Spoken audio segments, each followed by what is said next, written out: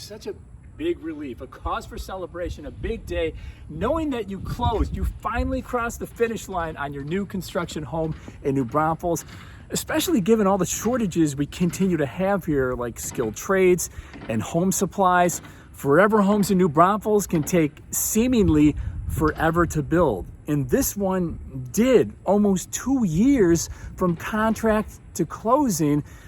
But the buyer and his family did not bail on this house. So I thought it'd be a great opportunity to sit down with the buyer and share their story to give you guys more perspective and to help you make a more informed decision whether you're thinking about buying a new home in New Braunfels or you're in the process of building one right now. So with that in mind, have a seat. How does it feel? I mean, finally funded, you finally have the key for your family's new house. I mean, what are you feeling right now? I'm looking forward to getting everything set up. Relief that it finally is done, and a little bit of disbelief still. It's kind of weird. Like I can't believe I'm sitting here. I'm not sure. You know, it's not like a total realization that we're like done. I still feel like, well, there's got to be something else. Something else. Right? Something's going to pop up. You know. So yeah, that's kind of mixed emotions. I mean, 20 months. That's a long time. It is. It's a long time. Had you ever anticipated that at any time? No, and what's funny is each time it moved, I was like, okay, it moved again, but my, worst case scenario, it's going to be done in 3 months. They're telling us 1 month. Worst case, 3 months. Well, that was like, that happened over and over and over. And there was like probably 5 times that my worst case went way past that. Yeah, it's been a long journey, but it's worth it. It's here. Did you guys ever think about bailing on the house? Because I mean, here we're in a different era this year. Interest rates are a lot higher than they were. That's more money out of your pocket. Did you ever once think, you know what, maybe we should just save face here and get into a resale home? No, there's no looking at that, really. We had the plan, and the plan was going to work. It was just going to matter how long it was going to take. So, yeah, there was never any doubt. So when you contracted on the house, it was 2 days before the snowstorm, right? And you were literally pounding the sign into the ground, into the dirt. That's when we kind of first started running into things, right? Because the builder did not permit this property. So that took 2 months. Okay, and then we had the rain in 2021, April and May, so we couldn't pour foundation. That took another 2 months. Were you beginning to kind of feel like, oh my gosh, I wonder how long this is going to take? No, I kept thinking it's right around the corner. All of a sudden things are going to start moving. You're being an eternal optimist, and you're like, well, there's this slowdown, but this isn't typical. This is an exception. Next month it's going to kick up, and we'll be 6 months from now we'll be done. So it was just over and over and over, lots of series of different things that were supposedly exceptional that happened, and eventually we made it. But man, what a long wait.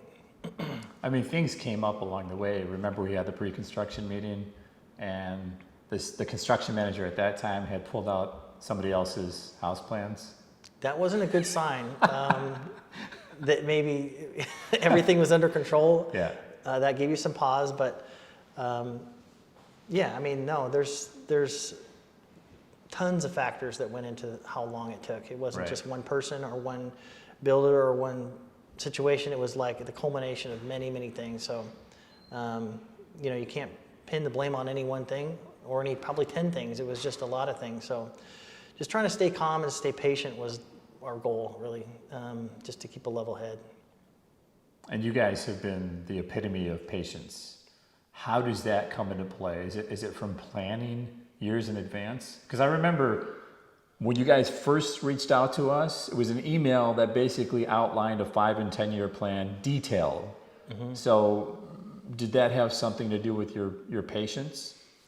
I think it had something to do with the fact that we had a plan and we were going to stick to it. And so the plan wasn't being negotiated because of this one setback. That helped. But the patience was just it took a lot of just deciding being patient was the right thing to do. It wasn't natural, and there were times that we didn't feel like we were being patient. But there was not. If there was something we could have done to make things move faster, we would have. But being upset and yelling at the builder or doing anything, complaining, wasn't going to move anything faster. So we just didn't. We decided not to engage in it. Was there any time where just a sliver of doubt might have kind of slipped into your minds, like, boy, kind of scratching our heads here? Well, I'll be honest that one thing that I was worried about, because I had heard of this case where the builder saw the purchase price that was under contract and then saw what prices were now and were looking for a way to get out of the contract and resell it to somebody at a higher price. I'll say that plagued me a little bit. Like, is that what's going on? They want to be able to sell this for more, so they're hoping we bail, by just dragging their feet. Those kind of thoughts I did have, but then I thought, what, that's counterproductive too. And it didn't turn out being the case, so it was all good. So you had a few different construction managers before the final one, and things kind of slowed down. Were you getting a little anxious because as things slowed down, right around April, rates started to climb? So were you watching that every day, or was that not a big factor?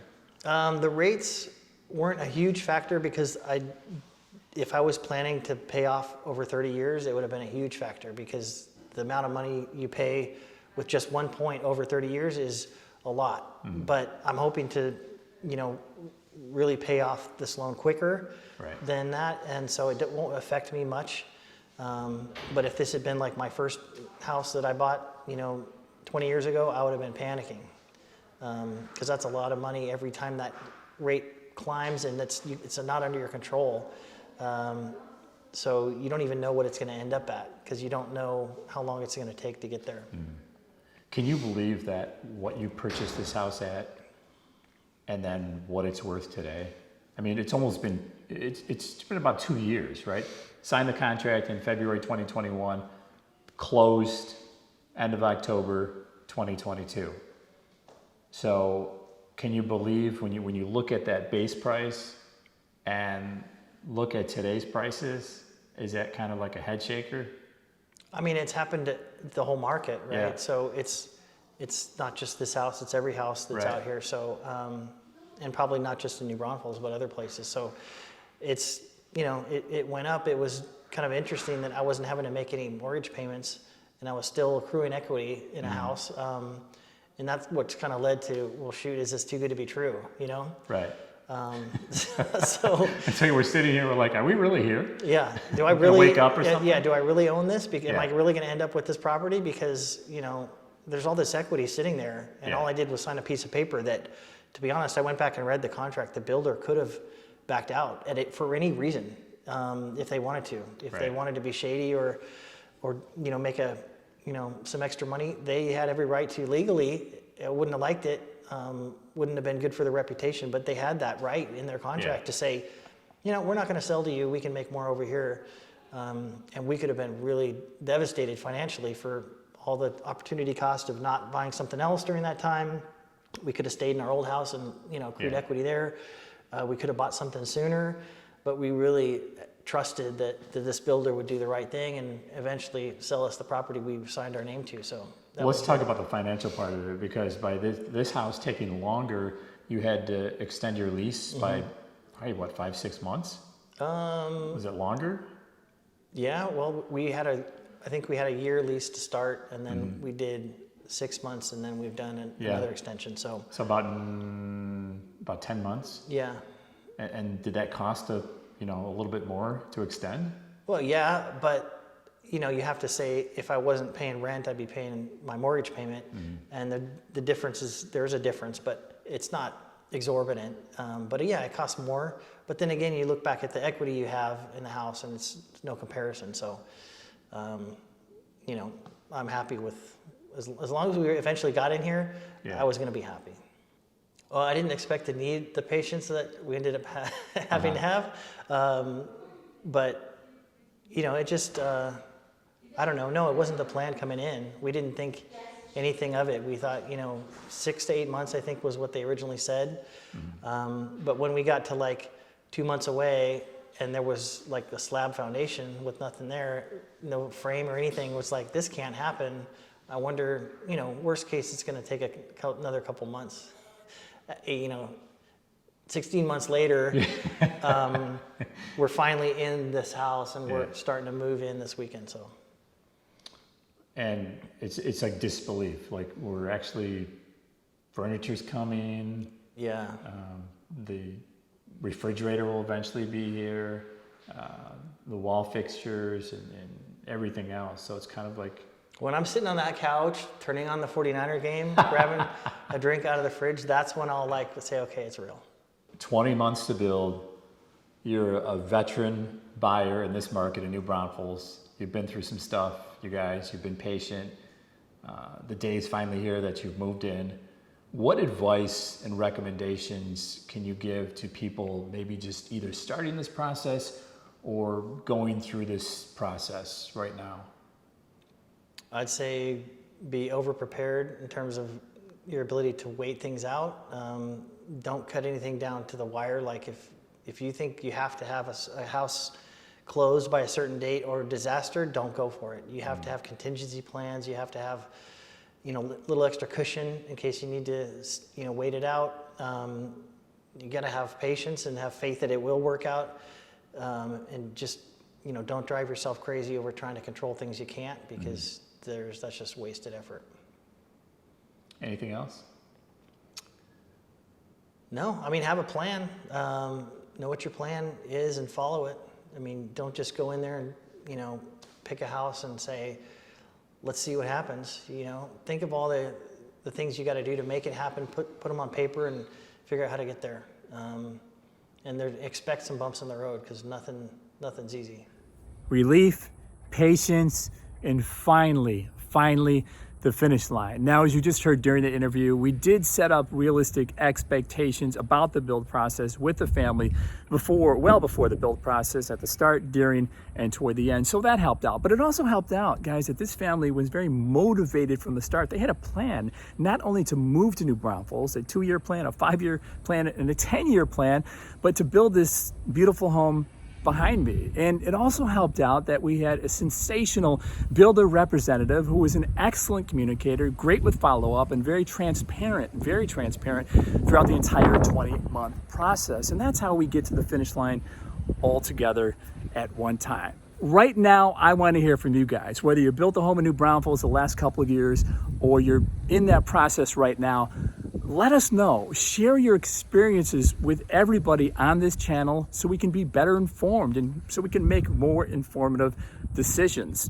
Now, whether you choose to build a new construction home in New Braunfels or buy a resale home here in New Braunfels, I would love to be your real estate resource of choice. You guys can email me, you can call me, or you can shoot me a text. As always, guys, thank you so much for watching our videos, and we'll see you on the next one.